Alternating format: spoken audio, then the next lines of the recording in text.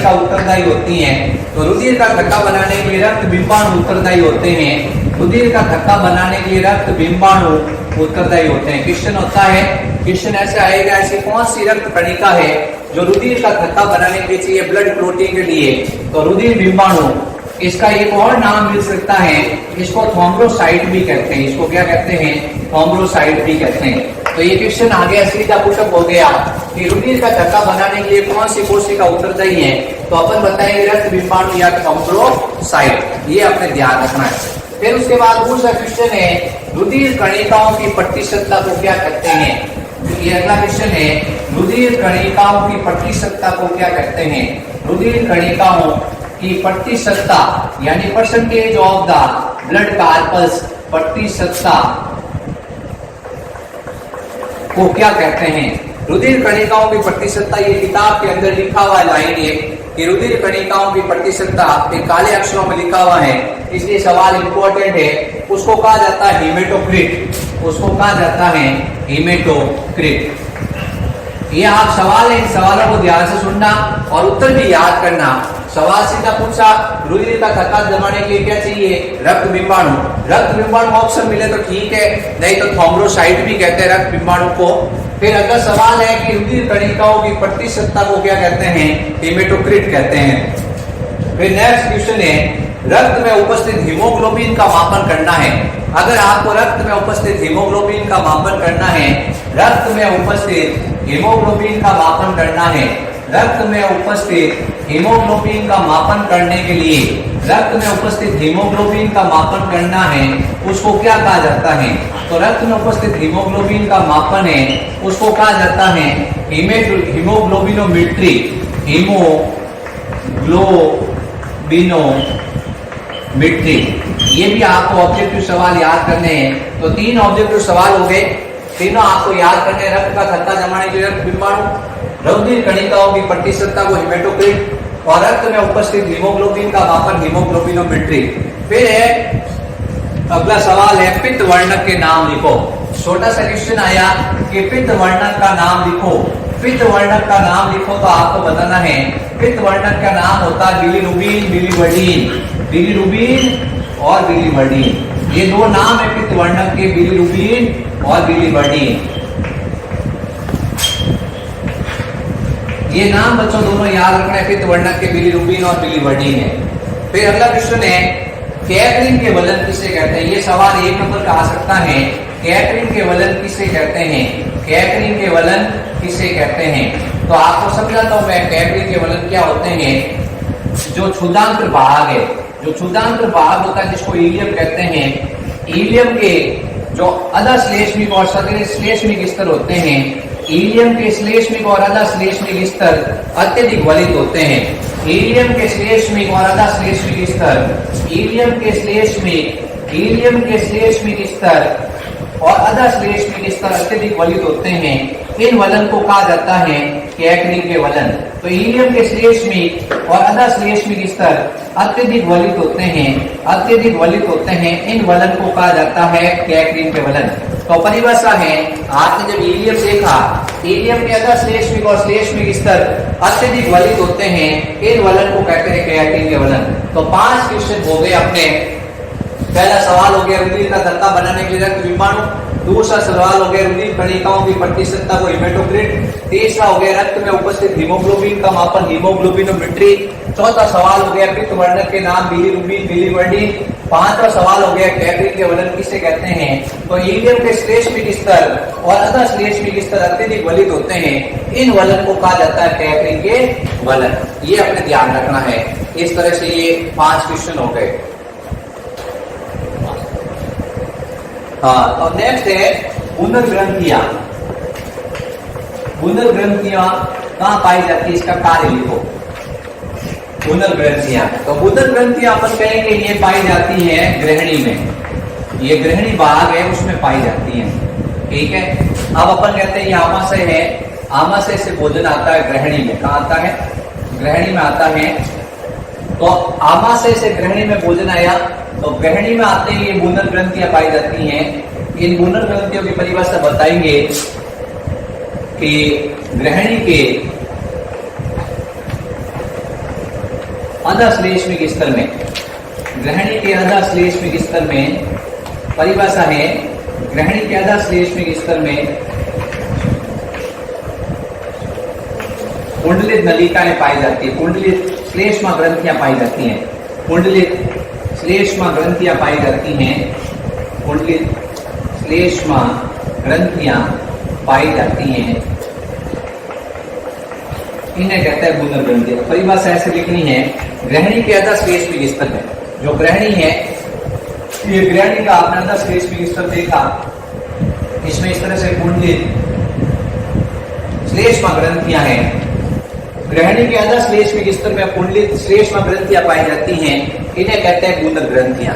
ठीक है, इन बूंदर ग्रंथियों से श्लेष्मा का स्त्रावण होगा, ये श्लेष्मा है, ये क्षारीय होगा, इसमें बाइकार्बोनेट आयन होंगे, इस श्लेष्मा में बाइकार्बोनेट आयन होंगे, ये क्षारीय होगा। ये भोजन के अम्लीय माध्यम को, जो भोजन आमाशय से आ रहा अम्लीय माध्यम है, उसको क्षारीय माध्यम में बदलता है, ये भोजन के अम्लीय माध्यम को क्षारीय माध्यम में बदलता है।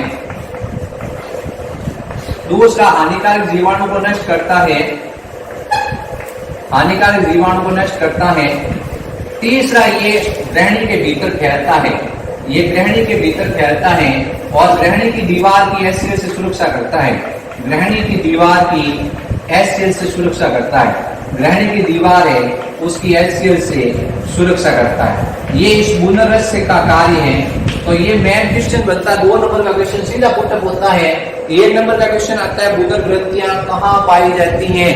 तो आपको दिमाग दौड़ाना है कि बूंदर ग्रंथियां ग्रहणी में पाई जाती हैं। अब वो टीचर और ज्यादा डीप में चला गया, पूछा बूंदर ग्रंथि की परिभाषा लिखो, तो अपन ने कहा ग्रहणी के अधश्लेष्मिक स्तर में कुंडलित श्लेष्मा ग्रंथियां पाई जाती हैं, उनको कहते हैं बूंदर ग्रंथियां। अब बूंदर ग्रंथियों से क्या निकलता है? श्लेष्मा। क्या निकलता है? श्लेष्मा।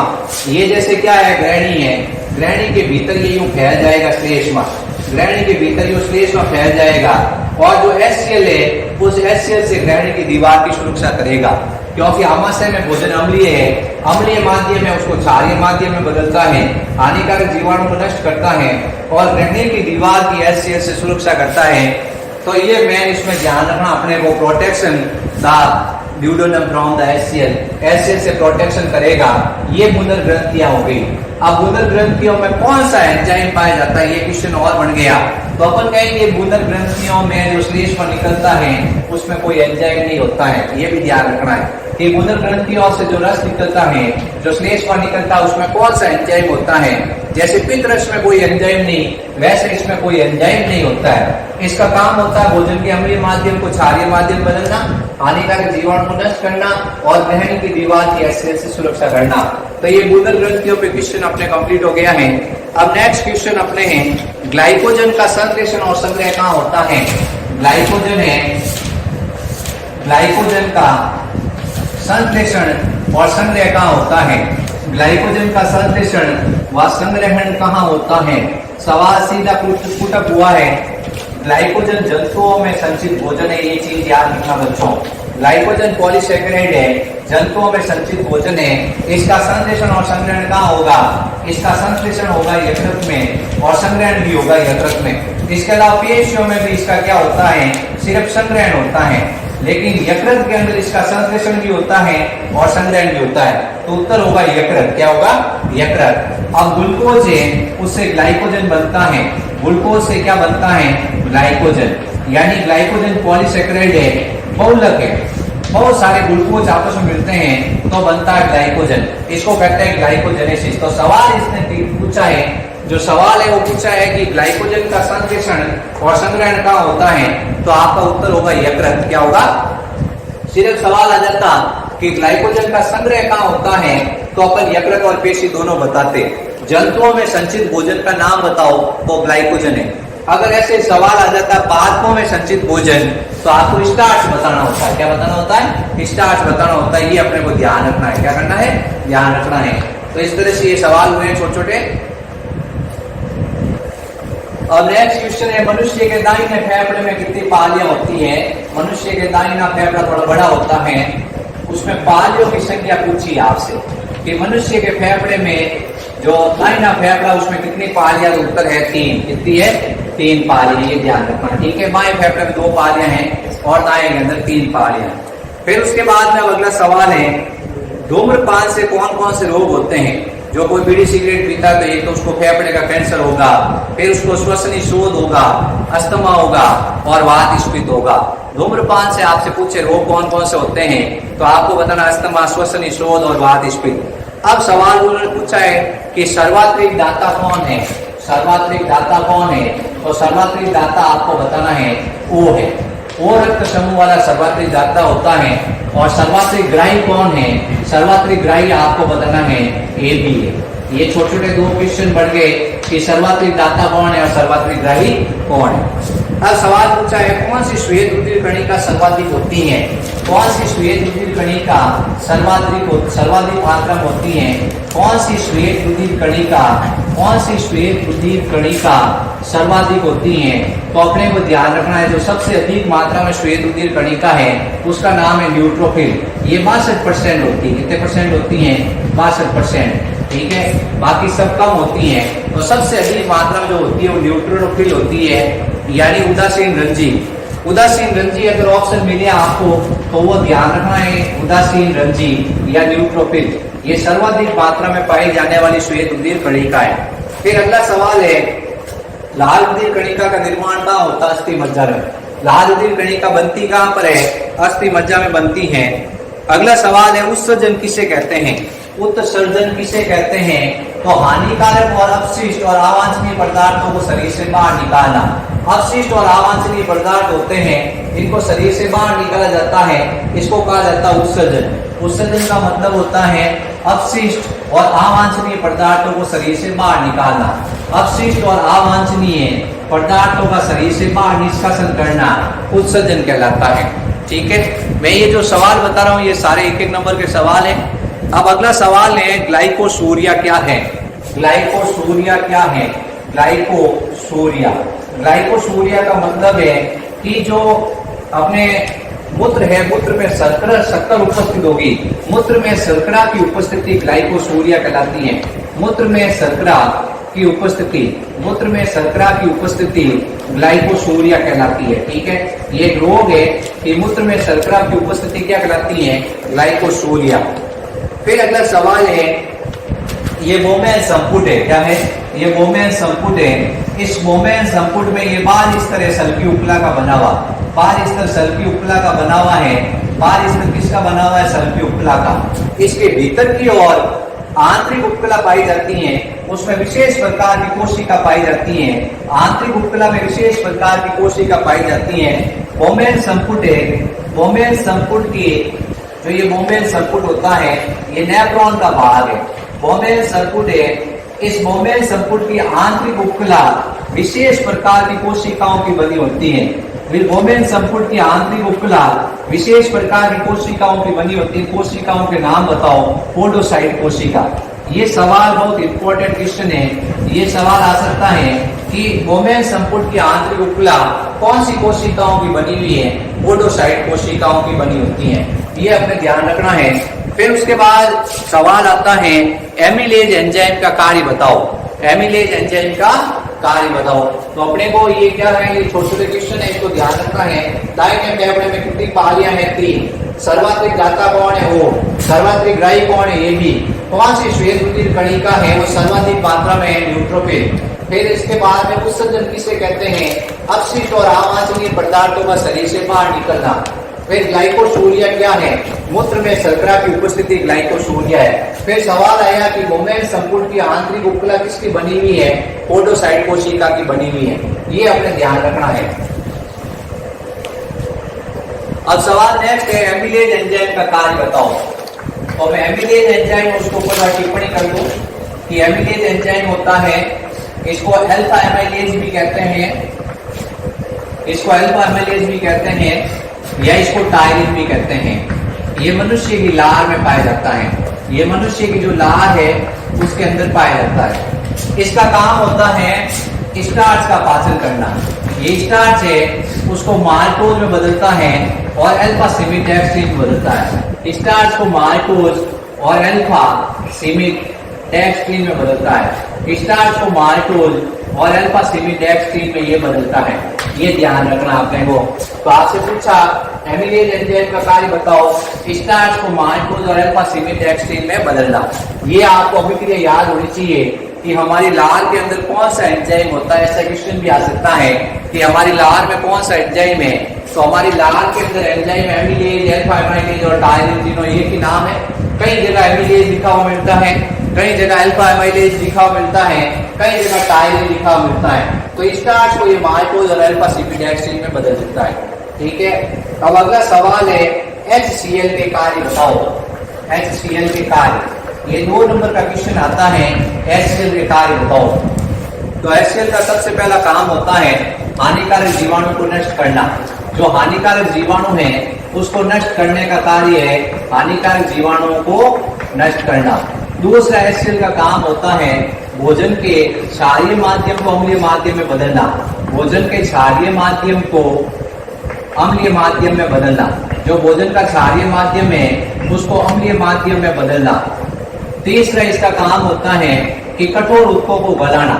जो कठोर ऊतक होते हैं उनको गलाने का काम है। फिर उसके बाद इसका चौथा काम है कि पेप्सिनोजन को पेप्सिन में बदलना। जो पेप्सिनोजन निष्क्रिय एंजाइम है उसको ये किसमें बदलता है, पेप्सिन में। और क्लोरेनिन को रेनिन में बदलना, पेप्सिनोजन को पेप्सिन में बदलना और क्लोरेनिन को रेनिन में बदलना। इसके अलावा इसका काम होता है जठरा निर्गम अवरोधनी का नियंत्रण करना। जो जठरा निर्गम अवरोधनी है उसका नियंत्रण करना। जठरा निर्गम अवरोधनी का नियंत्रण करना। जठरा निर्गम अवरोधनी का नियंत्रण करना। ठीक है।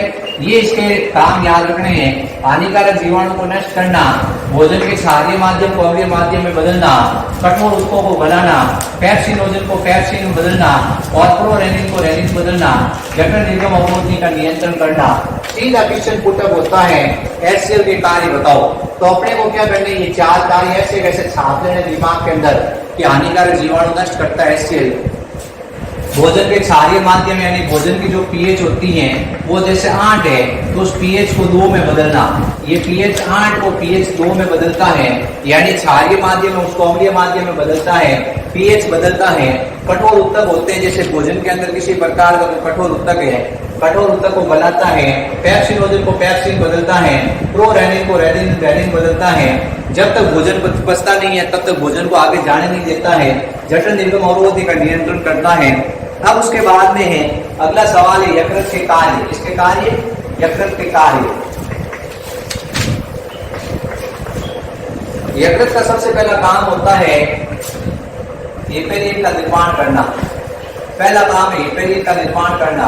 हेपेरिन एक ऐसा पदार्थ होता है जो प्रतिस्कंदक होता है, रक्त वाहिनी में रक्त का धक्का नहीं जमने देता है। हमारा खून बहता रहता है लगातार, इसका कारण है हेपेरिन है। हेपेरिन एक प्रतिस्कंदक पदार्थ है, ये बनाता है। दूसरा इसका काम होता है हानिकारक विषैले अमोनिया को यूरिया में बदलना।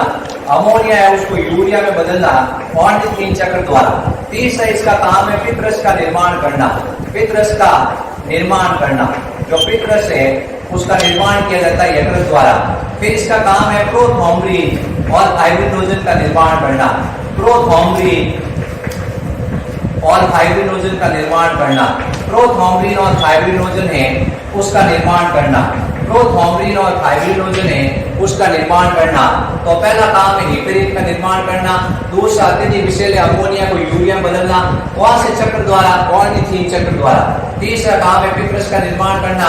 चौथा काम है प्रोथ्रोम्बिन और फाइब्रिनोजन का निर्माण करना। ये दोनों ऐसे प्रोटीन होते हैं जो रक्त का थक्का जमाने में आवश्यक होते हैं, यानी दोनों प्रोटीन रक्त का थक्का जमाने में आवश्यक होते हैं। फिर उसके बाद ये क्या करता है, ये विटामिन ए, डी और के का संचय करता है और विटामिन ए का निर्माण भी करता है। विटामिन ए का निर्माण भी करता है। फिर इसके बाद ये भ्रूणीय अवस्था में रुधिर उत्पादक अंग है। ये भ्रूणीय अवस्था में रुधिर उत्पादक अंग है। जो भ्रूणीय अवस्था होती है उसमें ये रुधिर उत्पादक अंग होता है, लेकिन शिशु जन्म के बाद इसमें क्या होती है, पुत्र कोशिकाएं पाई जाती हैं। जो मर्द आरबीसी का भक्षण करती है। ये भ्रूणीय अवस्था में रुधिर उत्पादक अंग होता है, लेकिन शिशु जन्म के बाद इसमें कौन सी कोशिकाएं पाई जाती है? कुपर कोशिकाएं, जो मर्द आरबीसी का भक्षण करती हैं। तो ये भ्रूणीय अवस्था में रुधिर उत्पादक अंग हो गया। इसके अलावा इसका काम होता है ग्लाइकोजन का संग्रह करना। ग्लाइकोजन है उसका संग्रह किया जाता है इसके द्वारा, ठीक है। ग्लाइकोजन है उसका संग्रह किया जाता है, संश्लेषण किया जाता है। लोहा है उसका संग्रह किया जाता है, संश्लेषण किया जाता है, संग्रह किया जाता है। तो यकृत के कोई 4 कार्य है वो आपको याद होना चाहिए। हिपेरिन का कार्य भी याद होना चाहिए कि ये प्रतिस्कंदक है। अब जैसे मच्छर काटता है तो खून नहीं जमता, इसका कारण उसमें मॉस्किडीन है। कोई जॉब चिपक जाती है तो खून नहीं जमता, इसका कारण उसमें हिरोडीन है। तो इसी तरह हमारे रक्त वाहिनी में रक्त का धक्का क्यों नहीं जमता? हिपेरिन के कारण। हिपेरिन का बनता है यकृत में। दूसरा, अत्यधिक विषैला अमोनिया उसको यूरिया बदला जाता है। यूरिया कम विषैला, अमोनिया ज्यादा विषैला है। पित्तरस का निर्माण करना, प्रोथॉम्बिन फाइब्रिनोजन का निर्माण करना, विटामिन ए बी के का संग्रह करना और विटामिन ए का निर्माण करना। फिर भ्रूणीय अवस्था में रुधिर उत्पादन अंग है, लेकिन शिशु जन्म के बाद इसमें कुपर कोशिकाएं मर्द आरबीसी का भक्षण करती है। तो ये आरबीसी है, उस आरबीसी का भक्षण में भी सहायता करता है। ये अपने को 2 सवाल हो गए, बड़े बड़े 2-2 नंबर के क्वेश्चन हो गए। ये आप लोग अच्छी तरह याद कर लेना। अब अगला सवाल है लैंगरहैंस की दीपिका पर टिप्पणी करो। जो लैंगरहैंस की दीपिका है उसके बारे में क्या जानते हो? तो लैंगरहैंस की दीपिका अग्नाशय में पाई जाती है। जो अग्नाशय है उस अग्नाशय के अंदर लैंगरहैंस की दीपिका होती है। अग्नाशय के अंदर क्या होगा? लैंगरहैंस की दीपिका होती है। इस लैंगरहैंस की दीपिका में 3 तरह की कोशिका होती है, अल्फा कोशिका, बीटा कोशिका और डेल्टा कोशिका, ठीक है। तो 3 तरह कोशिका है, अल्फा कोशिका, बीटा कोशिका और डेल्टा कोशिका। 3 तरह की आपको बताना है डेल्टा कोशिका, ठीक है। अल्फा, बीटा और डेल्टा 3 तरह कोशिका हो गई। अब अपन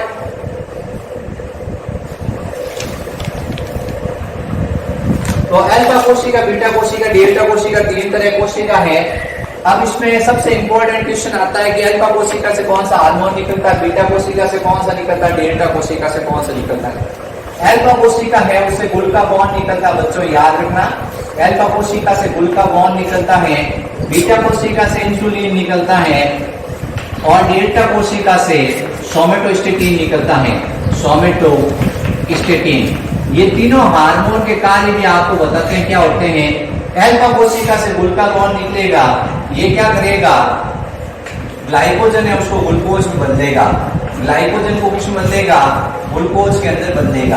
अल्फा कोशिका से क्या निकला? ग्लूकागॉन निकला है, ये ग्लाइकोजन को ग्लूकोज में बदलेगा। और डेल्टा इंसुलिन का काम होता है ग्लूकोज को ग्लाइकोजन में बदलना। जो ग्लूकोज है उसको ये किस में बदलेगा? ग्लाइकोजन में बदलेगा। और ये सोमेटोस्टेटिन होता है, ये इंसुलिन और ग्लूकागॉन की क्रियाविधि को रोकता है। जो इंसुलिन और ग्लूकागॉन की जो क्रियाविधि है उसको रोकने का काम इसका है। इंसुलिन और ग्लूकागॉन की क्रियाविधि को रोकना, और साथ ही ये क्या करता है? भोजन के स्वांगीकरण को बढ़ाता है। भोजन के स्वांगीकरण है उसको ये बढ़ाता है। भोजन अधिक समय तक कोशिकाओं के संपर्क में रहता है। भोजन के स्वांगीकरण को ये क्या करता? बढ़ाता है। भोजन अधिक समय तक क्या होता है? संपर्क में रहता है। कोशिकाओं में इसको कहते हैं भोजन के स्वांगीकरण को बढ़ाना। तो अब याद रखना, अल्फा कोशिका से ग्लूकागॉन निकलता है, बीटा कोशिका से इंसुलिन निकलता है। तो इसका तरीका है भारत इंडिया, ठीक है। बीटा कोशिका से इंसुलिन निकला, डेल्टा कोशिका से सोमेटोस्टेटिन निकलता है। ये क्या करता है? इंसुलिन और ग्लूकागॉन का विरोधी है, यानी इंसुलिन और ग्लूकागॉन दोनों की क्रियाओं को रोकेगा और भोजन के स्वांगीकरण को बढ़ाएगा। ये अपने को लैंगरहैंस की दीपिका है, उसमें सवाल बनता है। अब सवाल आता है इंसुलिन की कमी से कौन सा रोग होता है? तो इंसुलिन की कमी से डायबिटीज, आपको बताना डायबिटीज होता है। डायबिटीज भी 2 तरह की होती है, इंसिपिडस मेलिटिस। तो इससे मेलिटिस होती है, डायबिटीज मेलिटिस रोग होता है इससे। इस इंसुलिन की कमी से डायबिटीज मेलिटिस रोग होता है।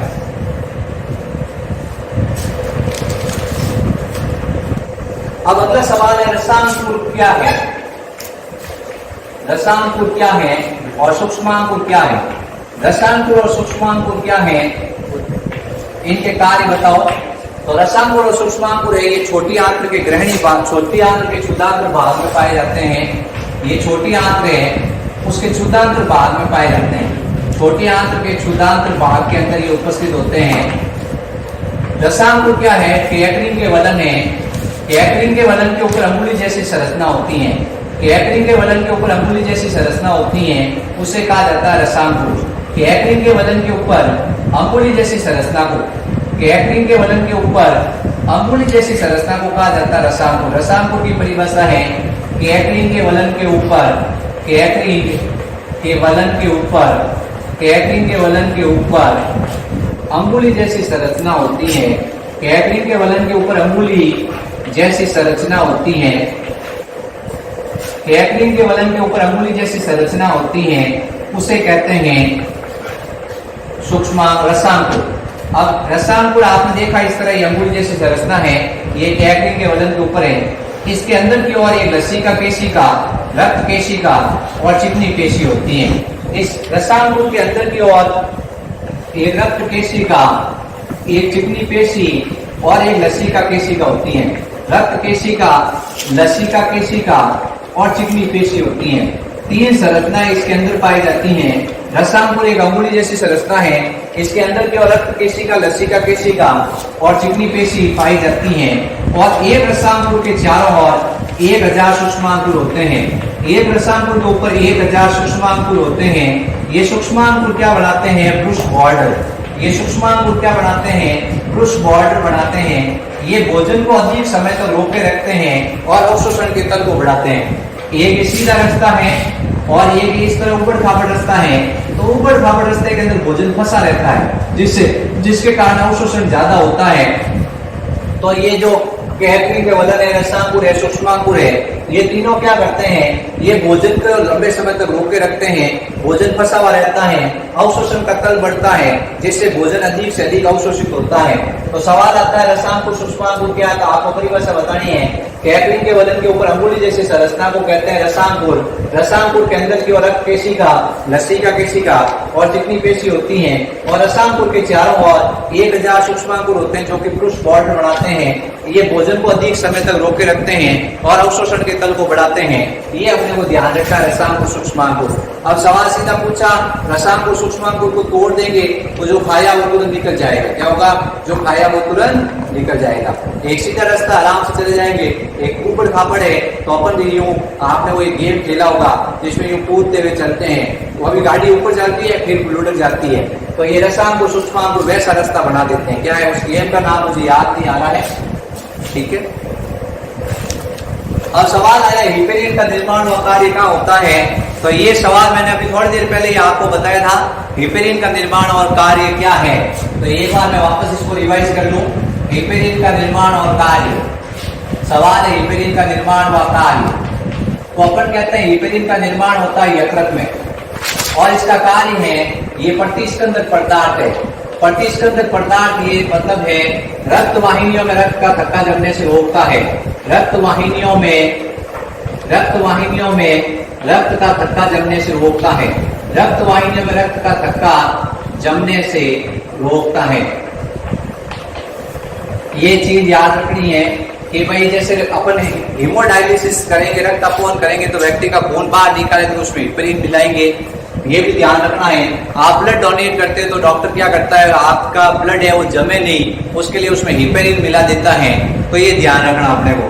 अब अगला सवाल है डेक्स्ट्रीन में कितने ग्लूकोज के अणु होते हैं? जो डेक्स्ट्रीन है उसमें कितने ग्लूकोज के अणु होते हैं? तो उत्तर है 3 से 9। 3 से 9 ग्लूकोज के अणु होते हैं। सवाल पूछा डेक्स्ट्रीन में कितने ग्लूकोज के अणु होते हैं? 3 से 9 ग्लूकोज के अणु होते हैं डेक्स्ट्रीन में। डेक्स्ट्रीन एक्चुअल में क्या है? ओलिगोसैकेराइड है। फिर अगला सवाल है एंट्रोसाइट कोशिकाएं क्या होती हैं? एंट्रोसाइट कोशिकाएं क्या होती हैं और इनका कार्य बताओ। तो एंट्रोसाइट कोशिकाओं को क्या कहते हैं? आंत्र कोशिका के नाम से जानते हैं।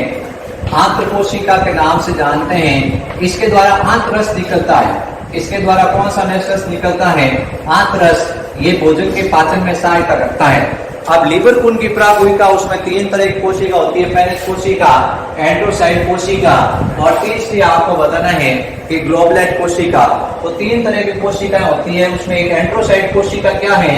एंट्रोसाइट कोशिका को आंत्र कोशिका कहते हैं। ये पाई जाती है छोटी आंत्र में। किसमें पाई जाती है? छोटी आंत्र में पाई जाती है। इसके द्वारा आंत्ररस निकलता है जो भोजन के पाचन में सहायता करता है। अब अगला सवाल है पाइलोरिक कपाट के बंद और खुलने का नियंत्रण कौन करता है? ये क्या है? ये आपको बताना है ये दृश्यिका है, ये आमाशय है और ये ग्रहणी है।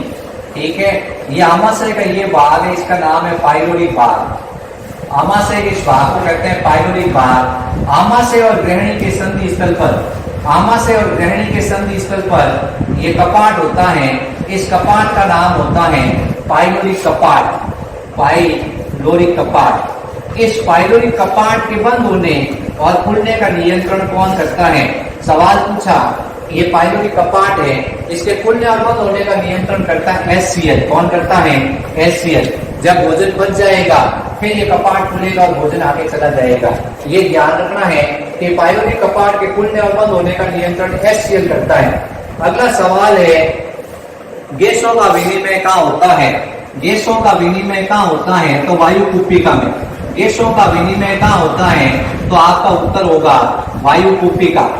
वायु कुप्पिकाएं हैं, वहां पर गैसों का विनिमय होता है। गैसों का विनिमय कहाँ होगा? वायु कुप्पिकाओं में होगा। अगला सवाल है, SAN का पूरा नाम लिखो। SAN का पूरा नाम लिखो। SAN का पूरा नाम है सीरा आलिंद पर्व। SAN का पूरा नाम होता है सीरा आलिंद पर्व। या इसका पूरा नाम होता है पेस मेकर। या इसका पूरा नाम होता है sino auricular node. Sino auricular node है, ये इसका पूरा नाम है साइन्यू ऑरिकुलर नोड। इसको कहते हैं साइन्यू ऑरिकुलर नोड। ये पेस मेकर है। ये पाया कहाँ जाता है? ये पाया जाता है दाएं आलिंद में। जो दाएं आलिंद है, ऊर्ध्व महाशिरा और निम्न महाशिरा जहाँ होती है नोड, इसकी पेश या स्वयं ध्रुवित होती है और इसमें क्या होगा? आवेग का संचरण होता है। तो इस तरह से अपन कहते हैं कि ये साइनो ऑरिकुलर नोड है। तो साइनो ऑरिकुलर नोड क्या है? एक्चुअल में ये दाएं आलिंद के अंदर पाया जाता है, ऊर्ध्व महाशिरा और निम्न महाशिरा में। दाएं आलिंद ऊर्ध्व महाशिरा और निम्न महाशिरा के मध्य पाया जाता है। इसकी पेशियां होती हैं, उसमें स्वध्रुवित होता है और ये सबसे पहले हृदय धड़कन के उत्तरदायी होता है। ये सीरा आलिंद पर हो गया। हाँ, तो आप ये प्रश्न देखते जाएं और इनके उत्तर भी लिखते जाएं। आप लोग क्या है कि इन प्रश्नों को बार बार समझ में नहीं आए, बार बार देखें और उत्तर याद कर लें आप लोग। अब नेक्स्ट है, अगला सवाल है रुधिर स्कंदन है, उसके लिए कौन सा आयन आवश्यक है? सवाल पूछा कि रुधिर स्कंदन के लिए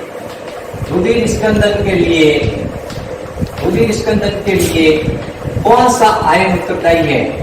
कौन सा आयन उत्तरदायी है? मैं 4 ऑप्शन दूंगा आपके। पहला ऑप्शन है कैल्शियम, दूसरा ऑप्शन है सोडियम, तीसरा ऑप्शन है पोटेशियम और चौथा ऑप्शन है जिसका नाम है लोहा।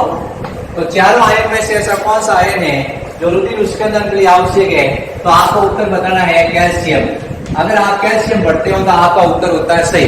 यानी रक्त का थक्का जमाने के लिए कौन सा आयन उत्तरदायी है? कैल्शियम है। अब ये सवाल ऐसा नहीं आया और पूछा कि रुधिर में सबसे ज्यादा मात्रा में कौन सा आयन उपस्थित है, कि चारों आयन में से कौन सा आयन है जो रुधिर में सबसे ज्यादा मात्रा में आवश्यक है, सबसे ज्यादा उपस्थित होता है? तो आपका उत्तर क्या होगा? तो अपने सोडियम याद रखना है कि रुधिर में ऐसा कौन सा आयन होता है जो प्लाज्मा में सबसे अधिक मात्रा में पाया जाता है? सोडियम। सवाल थोड़ा घुमा दिया टीचर ने और आपको पता है कि रुधिर में ऐसा कौन सा आयन है जो रक्त का थक्का जमाने के लिए चाहिए, तो बच्चों को पता है कि भाई वो तो भर देंगे कैल्शियम, क्योंकि उन्होंने रुधिर स्कंदन की क्रियाविधि याद कर ली। अब टीचर ऐसा सवाल नहीं पूछ के ये पूछ देता है कि रुधिर के प्लाज्मा में कौन सा आयन सबसे अधिक मात्रा में होता है? तब उत्तर होगा सोडियम। थोड़ा ये सवाल घुमावा है, लेकिन आप क्या है होशियार हो तो आप तुरंत क्या करते हो, सवाल को कैच कर लेते हो और आप उत्तर दे देते हो कि रुधिर में सर ने पूछा है कि प्लाज्मा है, क्या है? रुधिर में जो प्लाज्मा है उस प्लाज्मा में कौन सा आयन सर्वाधिक है? तो अपने को बताना है सोडियम। क्या बताना है? सोडियम। अब अगला सवाल है कि कौन सी WBC में एंटी हिस्टामिनिक गुण पाया जाता है? एंटी हिस्टामिनिक एंटी हिस्टामिनिक गुण कौन सी WBC में होता है, एंटी हिस्टामिनिक गुण कौन सी WBC में होता है, तो आपका उत्तर होगा इयोसिनोफिल। क्या होगा? इयोसिनोफिल। इयोसिनोफिल ऐसी WBC होती है जिसमें एंटी हिस्टामिनिक गुण होता है, हिस्टामिन के कारण एलर्जी होता है, एलर्जी को रोकने वाली इयोसिनोफिल है। एंटी हिस्टामिनिक गुण किस में पाया जाता है? इयोसिनोफिल आपका उत्तर होगा, इयोसिनोफिल। ठीक है। फिर अगला सवाल है एबीओ रुधिर वर्ग, एबीओ रुधिर वर्ग है, एबीओ रुधिर वर्ग की वंशागति, एबीओ रुधिर वर्ग की वंशागति, एबीओ रुधिर वर्ग की वंशागति यानी अनुवांशिक लक्षण है, इसका अध्ययन किस वैज्ञानिक ने किया था? एबीओ रुधिर वर्ग की वंशागति या अनुवांशिक लक्षण है, ये इसका अध्ययन किस वैज्ञानिक ने किया था? तो आपका उत्तर होगा बर्नस्टीन। किसने किया था?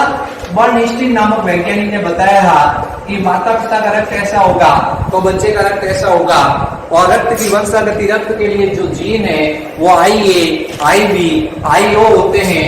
ये रुधिर वर्ग की वंशागति का अध्ययन करने वाला वैज्ञानिक था बर्नस्टीन। कौन था? बर्नस्टीन। अब सवाल अगला पूछा है परानिस्यंदन कहाँ होता है, परानिस्यंदन क्रिया कहाँ होती है, परानिस्यंदन क्रिया कहाँ होती है, तो आपका उत्तर होगा केशिका गुच्छ। उत्तर क्या होगा? केशिका गुच्छ में। परानिस्यंदन क्रिया कहाँ होती है? केशिका गुच्छ के अंदर संपन्न होती है। परानिस्यंदन क्रिया कहाँ संपन्न होती है?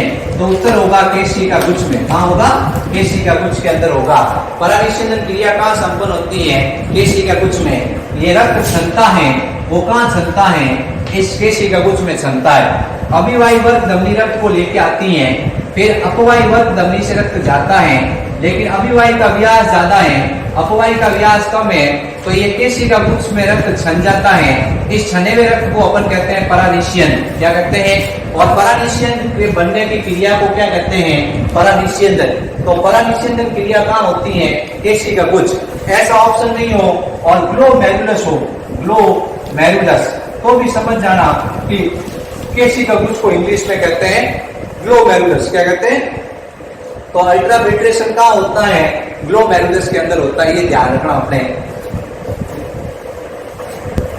अब अगले सवाल है रक्त की पीएच कितनी होती है? रक्त की पीएच कितनी होती है? तो रक्त की पीएच में पहला ऑप्शन है जैसे 7.2 है, फिर दूसरा ऑप्शन है 7.1 है, फिर तीसरा ऑप्शन है 8.4 है, चौथा ऑप्शन है 7.4 है। तो अपने को क्या करना है? 7.4 बताना है। क्या करना है? 7.4 बताना है कि रक्त की पीएच होती तो 7.4। अगला सवाल है कि मानव शरीर का सबसे कठोरतम पदार्थ कौन सा है? मानव शरीर का सबसे कठोरतम पदार्थ कौन सा है? मानव शरीर का सबसे कठोरतम पदार्थ कौन सा है? मानव शरीर का सबसे कठोरतम पदार्थ कौन सा है? इसमें पहला ऑप्शन है एंटी, दूसरा है इनेमल,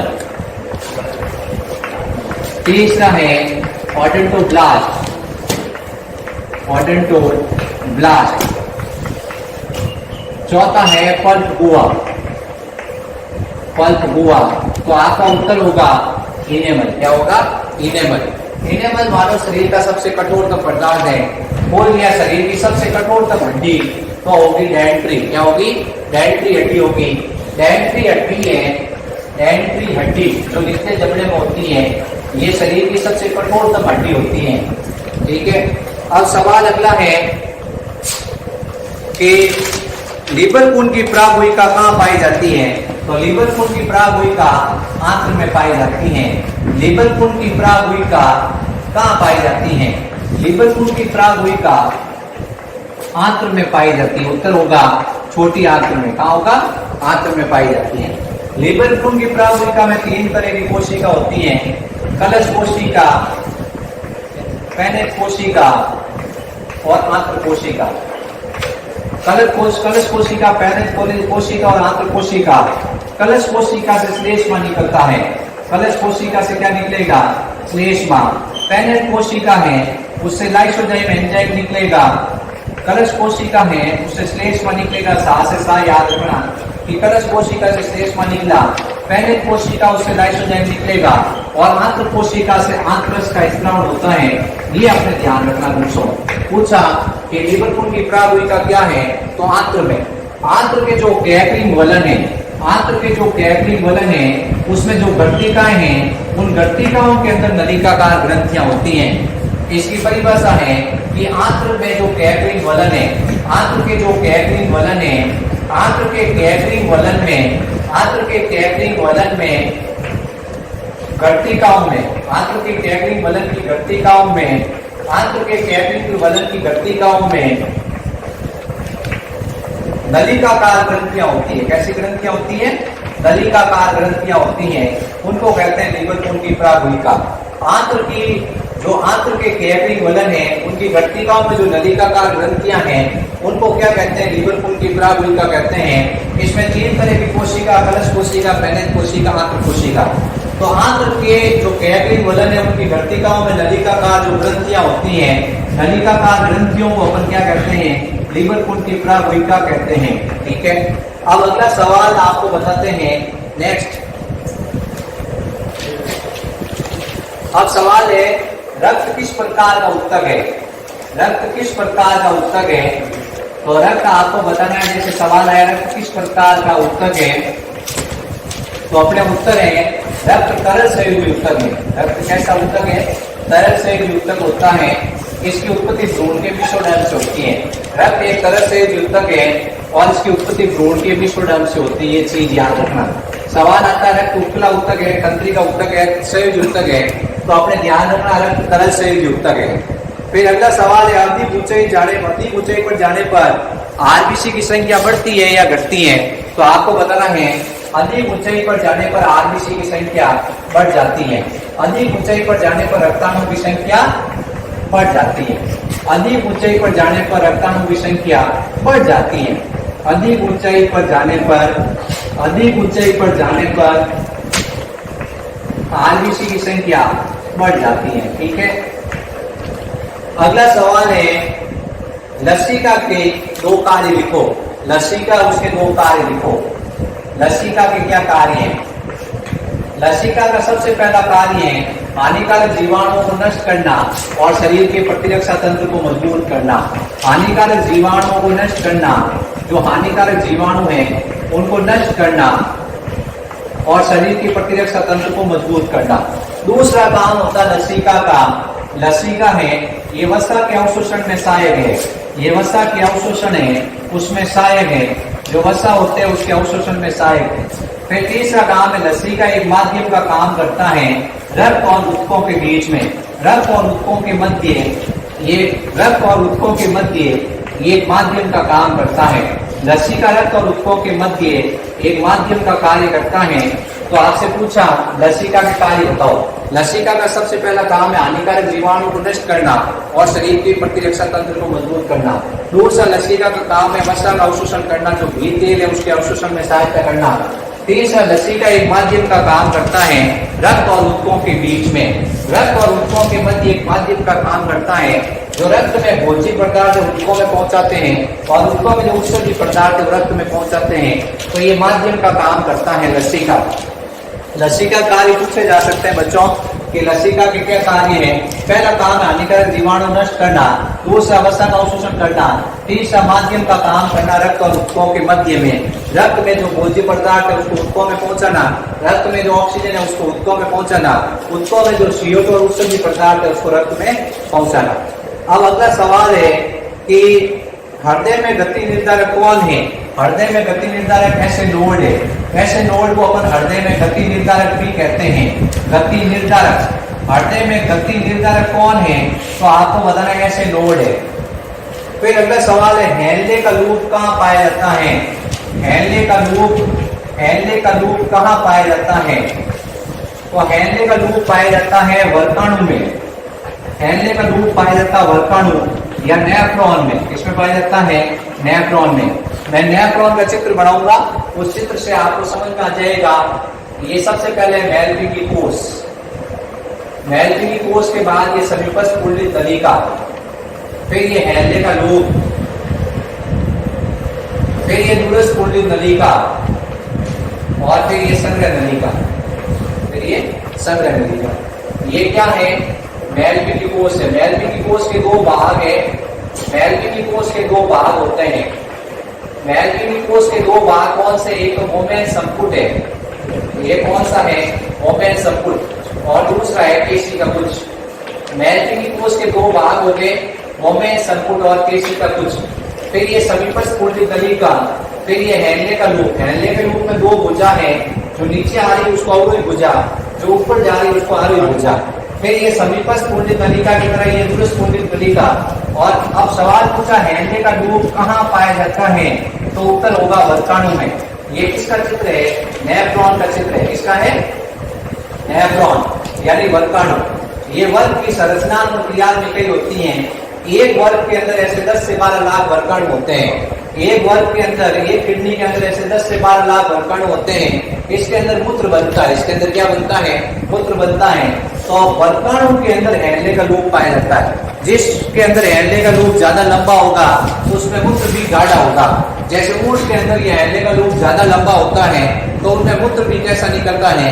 गाढ़ा। कैसा निकलता है? गाढ़ा। ये अपने को ध्यान रखना है। अब अगला सवाल है, ये सवाल आपसे पूछा जाता है, बहुत इंपॉर्टेंट सवाल है कि मानव उत्सर्जन के आधार पर कैसा प्राणी है? मानव में उत्सर्जित पदार्थ का नाम बताओ। मानव में उत्सर्जित पदार्थ का नाम बताओ। तो इसमें पहला ऑप्शन आता है यूरिया, दूसरा ऑप्शन आता है अमोनिया, तीसरा ऑप्शन आता है यूरिक अम्ल,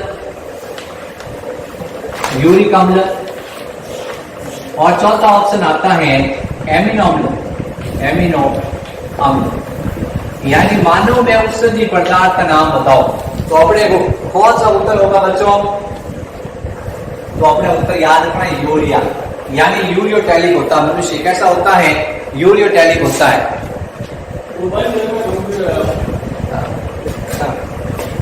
मानव में मुख्य उत्सर्जन है, ये सवाल बच्चों बहुत इंपॉर्टेंट है। यूरिया, अमोनिया, यूरिक अम्ल है। अब इसकी जगह मान लो अगर जैसे कीट आ जाता, उत्तर हो जाता यूरिक अम्ल। इसकी जगह पक्षी आ जाता, उत्तर हो जाता यूरिक अम्ल। इसकी जगह सरीसृप आ जाता, यूरिक अम्ल। और इसी तरह से अपन से पूछ लिया जाता कि उपास्थित मछलियां, अस्थित मछलियां, तो यूरिया क्या हो जाता? यूरिया। तो अपने को ये तीनों एग्जाम्पल रखने हैं। अब यूरियोटैलिक कौन है, अमोनोटैलिक कौन है और यूरिकोटैलिक कौन है। तो ये कोई भी सवाल आ सकता है इसमें से, और ये चार ऑप्शन हो सकते हैं। तो अपने ये गलत नहीं होना चाहिए, ये चीज अपने को ध्यान रखनी है। फिर अगला सवाल है, बर्टीनी के वर्ग स्तंभ कहाँ पाए जाते हैं? जो बर्टीनी के वर्ग स्तंभ होते हैं, बर्टीनी के वर्ग स्तंभ है वो कहाँ पाए जाते हैं? बर्टीनी के वर्ग स्तंभ कहाँ पाए जाते हैं? पहला ऑप्शन होता है वृक्क में, दूसरा ऑप्शन होता है जो अधिवर्तक ग्रंथि उसमें, अधिवर्तक ग्रंथि में, तीसरा होता है यकृत में, और चौथा ऑप्शन होता है फेफड़ों में। कि बर्टीनी के वर्ग स्तंभ कहाँ पाए जाते हैं? तो अपना उत्तर होगा वृक्क में। कहाँ होंगे? वृक्क में। जो ये वृक्क है, इस वृक्क के अंदर क्या होता है? ऐसे 3 से 5 उबाल होते हैं, ऐसे 3 से 5 उबाल होते हैं। जो ये कॉर्टेक्स भाग, ये मेडुला में धसा होता है। ये कॉर्टेक्स भाग जगह जगह मेडुला में धसा होता है, इसको कहते हैं बर्टीनी के वर्ग स्तंभ। ठीक है, तो आपसे पूछा ये कॉर्टेक्स भाग मेडुला में धसा, इनको क्या कहते हैं? बर्टीनी के वर्ग स्तंभ कहा जाता है। अब अगला सवाल है, वर्ग की संरचनात्मक क्रियात्मक इकाई का नाम। अगला सवाल है, वृक्क की संरचनात्मक क्रियात्मक इकाई का नाम। वृक्क की संरचनात्मक व क्रियात्मक इकाई का नाम बताओ। कि वृक्क की संरचनात्मक क्रियात्मक इकाई का नाम बताओ। तो उत्तर है नेफ्रॉन। क्या है? नेफ्रॉन। कि वृक्क की संरचनात्मक क्रियात्मक इकाई का नाम क्या है? नेफ्रॉन है, जिसको अपन कहते हैं वर्गाणु। क्या कहते हैं? वर्गाणु। ये चीज याद रखनी है। नेक्स्ट क्वेश्चन है, मानव का दंत सूत्र लिखो। मानव का दंत सूत्र लिखो। मानव का तंत्र सूत्र लिखो। आप लोग भी लिखो अपनी कॉपी के अंदर। मैं चेक करता हूँ आप लोग सही लिखते हो नहीं लिखते हो, और मुझे भेज देना कि मानव का दंत सूत्र हमने ये लिखा है सर, ये सही है गलत है। ठीक है, तो आप लोगों को मैं 1 मिनट का टाइम देता हूँ। 1 मिनट आप तुरंत लिखो मानव का दंत सूत्र। तो अपने क्या है, अपने एक ट्रिक है इसके अंदर।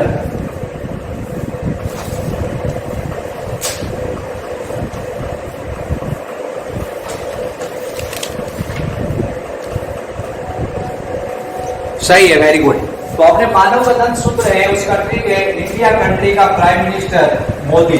इंडिया कंट्री का prime minister Modi, India country का प्राइम मिनिस्टर मोदी।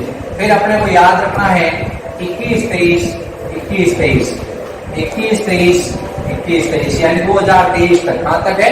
2023 तक। तो ये हो गया अपने 21 23 21 23। फिर उसके बाद अपन लगा देंगे यहाँ बड़ा ब्रैकेट। फिर अपन लिख देंगे 8/8 बराबर 16 इंटू 2 बराबर 32 दांत। कितने दांत? 32 दांत। ये आपने दंत सूत्र लिखा तो आपको 2 में से 2 1 में से 1 अंक मिलेगा कि मनुष्य का दंत सूत्र लिखो तो अपने को इस तरह से incisor, canine, pre molar, molar 4 तरह के दांत हैं। इंसिजर दांत है, फिर कैनाइन दांत है, फिर प्री मोलर दांत है, फिर मोलर दांत है। अब मैं एक सवाल पूछूंगा कि ऊपरी आधे जबड़े में प्री मोलर दांत कितने होते हैं? ऊपरी आधे जबड़े में प्री मोलर दांत कितने होते हैं? आप मुझे बताना, ऊपरी आधे जबड़े में प्री मोलर दांत कितने होते हैं? अब सवाल है मानव में कौन कौन से दांत पाए जाते हैं, उन दांत के नाम लिखो। तो मानव में 4 तरह के दांत होते हैं। इंसाइडर दांत, कैनाइन दांत, प्री मोलर दांत और मोलर दांत। 4 तरह के दांत होते हैं, इंसाइडर, कैनाइन, प्री मोलर और मोलर। कितने तरह के होते हैं? 4 तरह के, इंसाइडर, कैनाइन, प्री मोलर और मोलर। ठीक है। अब सवाल आया है आहारनाल की भित्ति के स्तरों के नाम लिखो। तो आहारनाल की भित्ति के स्तर में एक चित्र बनाते हैं। सबसे बाहर होता है शिरोसा, सबसे बाहर स्तर है शिरोसा। आहारनाल की भित्ति के स्तर के नाम सवाल पूछा कि आहारनाल की भित्ति के स्तरों के नाम लिखो। आहारनाल की भित्ति के स्तरों के नाम लिखो। Layer of alimentary canal. तो सबसे पहला है शिरोसा। ये पतला होता है, बाहरी होता है और ये स्पेशल पेरिटोनियम उपला का बना होता है। तो सबसे पहला स्तर है शिरोसा। दूसरा स्तर है पेशी स्तर। पेशी स्तर, बाह्य पेशी स्तर है इसका नाम, बाह्य पेशी स्तर, बाह्य पेशी स्तर। इसमें 2 तरह की पेशियां होती है। एक होती है अनुदैर्घ्य पेशियां जो आहारनाल की लंबाई में होती हैं और दूसरी होती है वर्तुल पेशियां। ये वर्तुल पेशियां आहारनाल की गोलाई में होती हैं। और ये पेशियां होती है अनुदैर्घ्य पेशियां जो आहारनाल की लंबाई में होती हैं और दूसरी होती है वर्तुल पेशियां।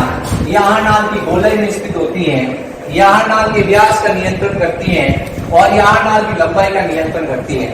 तो पहला स्तर हो गया शिरोसा, दूसरा हो गया बाह्य पेशी स्तर, तीसरा होता है अधश्लेष्मिक स्तर, सब म्यूकोसा। अधश्लेष्मिक स्तर, अधश्लेष्मिक स्तर संयोजी ऊतक का बना होता है। अधश्लेष्मिक स्तर किसका बना होता है? संयोजी ऊतक का बना होता है। इसमें रक्त वाहिनियां, तंत्रिका तंतु, इसमें कोलेजन प्रोटीन, इलास्टिन प्रोटीन, ये सब पाए जाते हैं। तो इस अधश्लेष्मिक में क्या क्या होता है? रक्त वाहिनियां, तंत्रिका तंतु, इलास्टिन तंतु, कोलेजन तंतु, ये सब इसमें पाए जाते हैं। फिर उसके बाद में है चौथा स्तर है श्लेष्मिक स्तर, जिसको अपन कहते हैं म्यूकोसा स्तर। तो कितने स्तर हो गए? 4। कितने हो गए? 4। शिरोसा, बाह्य पेशी स्तर, अधश्लेष्मिक स्तर और चौथा हो गया श्लेष्मिक स्तर। श्लेष्मिक स्तर में बाह्य पेशी स्तर है सबसे पहला स्तर, बाह्य पेशी स्तर, फिर आधार पटल है और फिर उसके बाद में उपला स्तर है। तो इसमें 3 उप स्तर होते हैं। सबसे पहला स्तर होता है जिसका नाम होता है श्लेष्मिक पेशी स्तर। ये पहला स्तर हो गया श्लेष्मिक पेशी स्तर, श्लेष्मिक पेशी स्तर, श्लेष्मिक पेशी स्तर हो गया पहला स्तर। दूसरा हो गया आधार पटल, दूसरे स्तर का नाम है आधार पटल और तीसरा है उपला स्तर। तो इसके 3 स्तर हैं। ये आपको डायग्राम याद रखना है कि कौन कौन से स्तर है। तो पहला स्तर हो गया श्लेष्मिक पेशी स्तर, फिर उसके बाद में आधार पटल, फिर ये उपला स्तर। ठीक है। ये श्लेष्मिक स्तर में 3 उप स्तर हो गए। अधश्लेष्मिक स्तर में क्या क्या है? इसमें संयोजी तंतु है। इसमें संयोजी तंतु के साथ में क्या है? रक्त वाहिनियां है, लसिका वाहिनियां हैं, ये सब है। अब ये सवाल आता है कि श्लेष्मिक स्तर है, इसमें लसिका ग्रंथियों के समूह होते हैं। श्लेष्मिक स्तर में लसिका ग्रंथियों के समूह होते हैं। ये श्लेष्मिक स्तर है, इसमें लसिका ग्रंथियों के समूह है, इसको कहते हैं पेयर पेचेज, पेयर के समूह। श्लेष्मिक स्तर में जो लसिका ग्रंथियों के समूह होते हैं उन्हें कहा जाता है पेयर के समूह।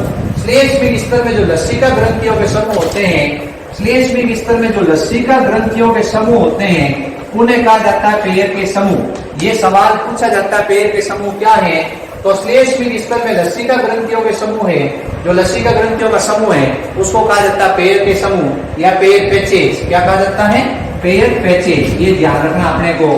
और इसमें पेयर पैचेज क्या आ सकता है? पेयर के समूह आ सकता है। तो इसमें श्लेष्मिक स्तर है, इसमें लसिका ग्रंथियों के समूह को कहा जाता है पेयर के समूह।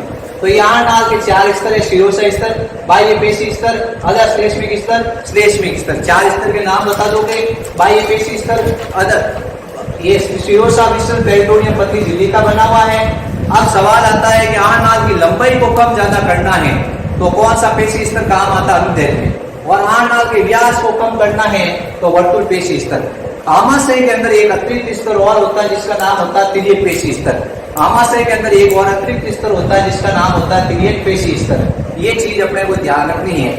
इसके अलावा क्या होता है, ये जो अनुदैर्ध्य पेशियां हैं उसके 3 मोटे मोटे तंतु, 3 मोटे मोटे बंडल पाए जाते हैं वर्धांत्र के अंदर, उसको कहा जाता है टीनी कोलाई। क्या कहा जाता है? तो सवाल पूछा जाता है टीनी कोलाई क्या है? टीनी कोलाई क्या है?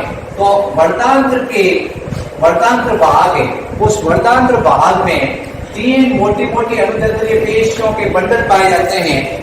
वर्धांत्र के अंदर अनुदैर्ध्य पेशियों के मोटे मोटे 3 स्तर पाए जाते हैं। 3 अनुदैर्ध्य पेशियों के मोटे मोटे स्तर पाए जाते हैं। इसे कहा जाता है टीनी कोलाई। वर्धांत्र भाग में, किस भाग में? वर्धांत्र भाग में ये जो अनुदैर्ध्य पेशियां हैं इसके 3 मोटे मोटे स्तर होते हैं, इसको कहा जाता है टीनी कोलाई। तो अपने ये छोटे छोटे सवाल चल रहे हैं, इन छोटे सवालों को आपको अच्छी तरह याद करना, बार बार रिवाइज करना है। अब सवाल आता है कि मनुष्य के आहार नाल में ऐसा कौन सा अवशेषी अंग पाया जाता है, उसका नाम लिखो। मनुष्य के आहार नाल में पाए जाने वाले अवशेषी अंग का नाम लिखो। मनुष्य की आहार नाल में कौन सा अंग अवशेषी है?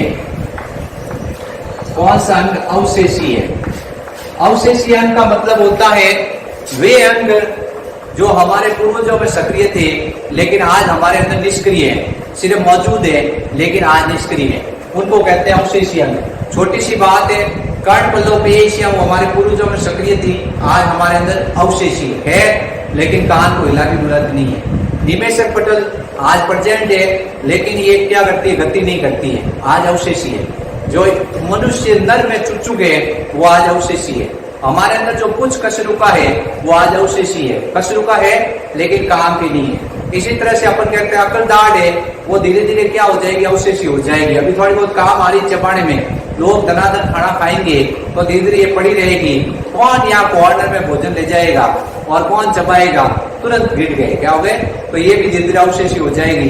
तो इसी तरह से हमारी आहार नाल में एक संरचना होती है जिसका नाम होता है ये सीकम है। सीकम से ये अंगुली जैसी संरचना निकलती है और सीकम और वर्धांत्र के संधि स्थल पर एक अंगुली जैसी संरचना होती है। कर्मी रूपी परिशेषिका, कर्मी रूपी परिशेषिका ये पाई जाती है। ये कर्मी रूपी परिशेषिका होती है जिसको कहा जाता है वर्मीफॉर्म अपेंडिक्स। वर्मीफॉर्म अपेंडिक्स, ये वर्मीफॉर्म अपेंडिक्स है, ये अवशेषी है। ये अवशेषी ऐसे है कि हमारे पूर्वजों में ये क्या करते थे, ये जो चारा खाते थे, सेलुलोज खाते थे, उसको पचाते थे इसके अंदर कर्मी रूपी परिशेषिका में। अब हमारे पूर्वज है बंदर, कौन है? बंदर है। वो क्या करते थे? इसका उपयोग करते थे। हमने धीरे धीरे इसका उपयोग करना बंद कर दिया क्योंकि हम चारा नहीं खाते हैं। तो कर्मी रूपी परिशेषिका के अंदर क्या होते हैं? सहजीवी जीवाणु पाए जाते हैं। अब सवाल पूछा कि मनुष्य के आहार नाल में कौन सा अंग अवशेषी है, तो आपका उत्तर होगा कर्मी रूपी परिशेषिका। अब सवाल आता है कि मनुष्य की आहार नाल के कौन से भाग में, मनुष्य की आहार नाल के कौन से भाग में सहजीवी जीवाणु पाए जाते हैं? मनुष्य के आहार नाल के कौन से भाग में सहजीवी जीवाणु पाए जाते हैं? तो उत्तर है वर्धांत्र। क्या है? वर्धांत्र है। इसमें सहजीवी जीवाणु पाया जाता है ई कोलाई। ई कोलाई सहजीवी जीवाणु पाया जाता है। तो सवाल पूछा जाता है कि मनुष्य के आहार नाल के कौन से भाग में सहजीवी जीवाणु पाया जाता है? वर्धांत्र, बड़ी आंत्र का भाग है जिसका नाम है कोलन। क्या है? कोलन है। ये दो छोटे छोटे सवाल आहार नाल में से पूछे गए कि मनुष्य के आहार नाल का कौन सा भाग है जिसमें सहजीवी जीवाणु पाए जाते हैं? सहजीवी जीवाणु का मतलब होता है जिसमें दोनों को फायदा हो। सहजीवी जीवाणु का मतलब जिसमें दोनों को फायदा होता है। अब मनुष्य को कैसे फायदा है? मनुष्य के अंदर विटामिन के बनाता है। क्या बनाता है? मनुष्य के अंदर विटामिन के बनाता है, तो ये फायदा करता है। और जीवाणु को कैसे फायदा है? जीवाणु को मुफ्त का भोजन मिल जाता है, रहने को जगह मिल जाती है और अपने आराम से रहता है जीवाणु। अपन पूछते हैं कैसा है जीवाणु? जीवाणु कहता है ठीक है। जीवाणु कहता है भाई आप कैसे हो? हम कहते हैं ठीक है। तो हम पूछते हैं जीवाणु को मुझे हानि नहीं पहुंचाएगा कि नहीं? तो अपन दोनों सहजीवी हो गए। कैसे हो गए? सहजीवी, साथ साथ रहेंगे, दोनों ऐश करेंगे। क्या करेंगे? दोनों ऐश करेंगे। तो सवाल आया कि मानव के आहार नाल में कौन से भाग में सहजीवी जीवाणु पाया जाता है? वर्धांत्र में। किस पर? अब नेक्स्ट क्वेश्चन है, आमाशय के कितने भाग होते हैं? आमाशय के 3 भाग है। आमाशय के कितने भाग होते हैं? आमाशय के कितने भाग होते हैं? पहला भाग है जठरागम भाग, दूसरा भाग है फंडस और तीसरा है जठरानिगम। जठरागम भाग, दूसरा भाग है फंडस और तीसरा है जठरानिगम। जठरा निर्गम, निर्गम 3 भाग है, जठरागम, फंडस और जठरानिगम। जठरागम, फंडस और जठरानिगम। ये जठरागम को कहते हैं कॉर्पस और फंडस को फंडस ही कहते हैं और जठरानिगम इसको कहते हैं पाइलोरी। पाइलोरी 3 भाग हो गए, कॉर्पस, फंडस और पाइलोरी। कॉर्पस, फंडस और पाइलोरी, जठरागम, फंडस और जठरानिगम। ठीक है, तो आमाशय के 3 भाग होते हैं। अब अगला सवाल आता है कि आमाशय के अंदर जो श्लेष्मा निकलता है, श्लेष्मा का कार्य बताओ। आमाशय में जो श्लेष्मा है उसका कार्य बताओ। तो आमाशय में श्लेष्मा का कार्य है, ये आमाशय की दीवार के भीतर की ओर फैल जाता है और आमाशय की दीवार की हैसियत से सुरक्षा करता है। ये आमाशय की दीवार के भीतर की ओर फैलता है और आमाशय की दीवार की हैसियत से सुरक्षा करता है। अगला सवाल आता है कि आमाशय में जाइमोजन का स्त्रावण, आमाशय में जाइमोजन का स्त्रावण, सॉरी ये पेप्सिनोजन का स्त्रावण कौन सी कोशिका करती है? पेप्सिनोजन का स्त्रावण जाइमोजन कोशिका करती है। पेप्सिनोजन एंजाइम का स्त्रावण कौन सी कोशिका करती है? जाइमोजन करती है। और एचसीएल का स्त्रावण कौन सी कोशिका करती है? तो अम्लजन कोशिका या ऑक्सिलिटी कोशिका। अम्लजन कोशिका या ऑक्सिलिटी कोशिका होती है। जो ऑक्सिलिटी कोशिका है, जो अम्लजन कोशिका वो एचसीएल का स्त्रावण रखती है और पेप्सिनोजन का स्त्रावण जाइमोजन कोशिका या मुख्य कोशिका। मुख्य कोशिका या जाइमोजन कोशिका किस एंजाइम का स्त्रावण करती है? पेप्सिनोजन का। और अम्लजन कोशिका किसका स्त्रावण करती है? एचसीएल का। एचसीएल का स्त्रावण कौन सी कोशिका करती है? अम्लजन। ये ध्यान रखना अपने को। अब सवाल है लाल ग्रंथियों के नाम लिखो। लाल ग्रंथियों के नाम लिखो। लाल ग्रंथियों के नाम में आपको बताना है 3 लाल ग्रंथियां हैं। सबसे पहली है अधोजीवा, जो जीभ के नीचे है। अधोजीवा जो जीभ के नीचे है। दूसरी है अधोजंब या अधोहनु। अधोजंब या लिखा होता अधोहनु। फिर तीसरी है जिसका नाम है कर्णपूर्व या पैरोटिड। कर्णपूर्व या पैरोटिड। तो 3 है, पहली होगी अधोजीवा, दूसरी होगी अधोहनु और तीसरी होगी कर्णपूर्व या पैरोटिड। ठीक है, तो 3 होती है अधोजीवा, अधोजंब और कर्णपूर्व। ये 3 लाल ग्रंथियों के नाम है। इसमें पैरोटिड लाल ग्रंथि, उसमें कभी कभी सूजन आ जाती है तो अपन भोजन पानी निकल नहीं सकते, इसको कहते हैं गलसुआ रोग या मंस रोग। ये वायरस से रोग होता है। भ्रूण अवस्था में रुधिर उत्पादन अंग का नाम बताओ। भ्रूणीय अवस्था में रुधिर उत्पादन अंग का नाम बताओ। भ्रूणीय अवस्था में रुधिर उत्पादक अंग का नाम बताओ। भ्रूणीय अवस्था में रुधिर उत्पादक अंग का नाम बताओ। तो अपने को ध्यान रखना, भ्रूणीय अवस्था में रुधिर उत्पादन करके उसका नाम यकृत है। यकृत भ्रूणीय अवस्था में रुधिर उत्पादन करता है। अब अगला सवाल आपसे पूछा, बोलस और काइम की परिभाषा लिखो। बोलस यानी निवाला, बोलस और काइम, इनकी परिभाषा बताओ। तो बोलस यानी निवाला है, निवाला क्या है और काइम क्या है? तो मुख गुहा में भोजन के पाचन के पश्चात, मुख गुहा में भोजन के पाचन के पश्चात, भोजन के पाचन के पश्चात, मुख गुहा में भोजन के पाचन के पश्चात, मुख गुहा में भोजन के पाचन के पश्चात भोजन अर्धठोस और क्रीमी हो जाता है। भोजन कैसा हो जाता है? अर्धठोस और क्रीमी हो जाता है। भोजन अर्धठोस और क्रीमी हो जाता है, इसको कहा जाता है काइम, सॉरी बोलस। बोलस क्या है? मुख गुहा में अपन दांतों से भोजन पचाते हैं, जीभ से भोजन को घुमाते हैं, लार हिलाते हैं, तो भोजन अर्धठोस और क्रीमी हो जाता है। भोजन अर्धठोस और क्रीमी हो जाता है, इसको कहा जाता है बोलस। और आमाशय में भोजन के पाचन के पश्चात भोजन तरल रूप में बदल जाता है। आमाशय में भोजन के पाचन के पश्चात भोजन तरल रूप में बदल जाता है, उसको कहते हैं काइम। तो काइम क्या है कि आमाशय में भोजन के पाचन के पश्चात भोजन अर्धठोस और क्रीमी हो गया तो अपन ने उसको काइम कह दिया। और अगर मुख गुहा में भोजन के पाचन के पश्चात अर्धठोस क्रीमी हो गया तो उसको कहेंगे बोलस। या तरल हो जाएगा, कैसा हो जाएगा? तरल हो जाएगा, जेली जैसा हो जाएगा। यहाँ अर्धठोस और क्रीमी रहेगा, कैसा रहेगा? क्रीमी रहेगा। तो बच्चों ये आपको मैंने 50 सवाल करा दिए हैं, ये अपने 50 सवाल इसके और बच गए हैं। अपन नेक्स्ट वीडियो देखना आप लोग, उसमें नेक्स्ट 50 सवाल मानव कार की कि अपन देख लेंगे और इन सवालों को याद कर लेंगे।